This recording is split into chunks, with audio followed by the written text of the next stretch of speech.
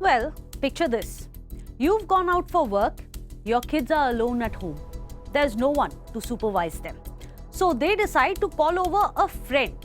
Only that this friend is someone that they have met online, only online. A complete stranger they have never interacted with in real life. Sounds scary, right? Well, what if I tell you that the chances of this happening are pretty high? In fact, look at this survey.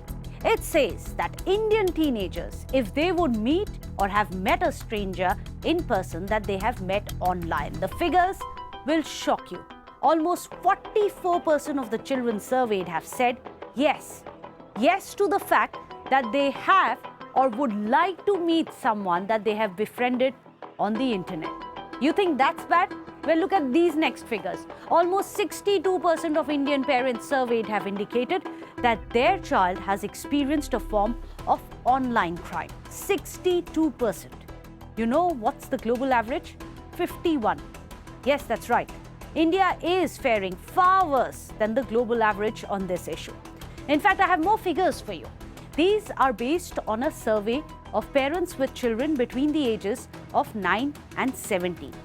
10% of the parents surveyed have said that their child spends almost over 6 hours on the internet. 37% of the parents have said that their child spends 3 to 6 hours on the internet. And 39% of the parents have said that their child spends 1 to 3 hours on the internet daily. So to sum it up, 47% of urban Indian parents say that their kids aged 9 to 17 spend an average of 3 hours or even more each day on social media. So the question is this even benefiting the children? Are they learning something from their time online? But it doesn't seem so.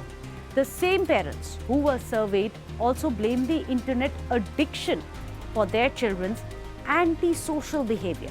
Addiction to social media, addiction to OTT platforms, to online games and watching reels. They say that it's harming their child.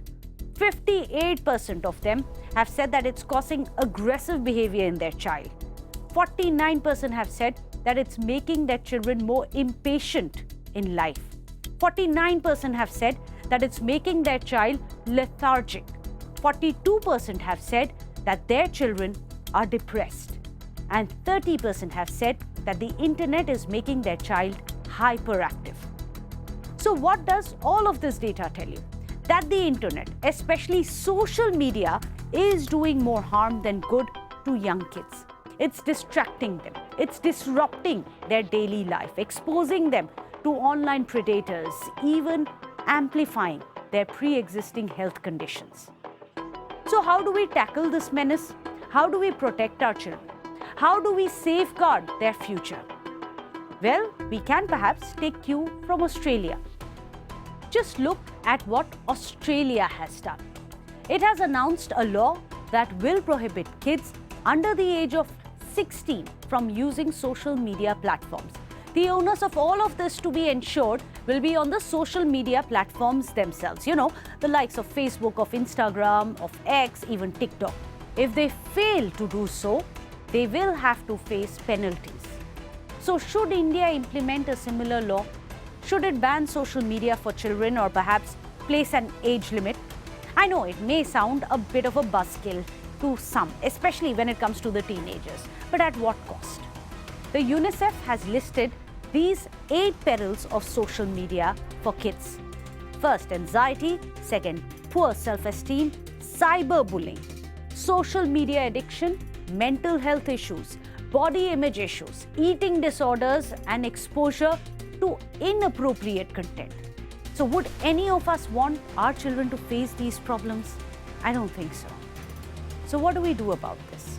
Well, there are a host of steps that we can take. In fact, a survey even has offered options to parents on how they would rather have this issue being dealt with. So here are the findings. 66% of the parents surveyed have said that they would prefer a data protection law to ensure that mandatory parental consent is sought for children under 18 when they join social media.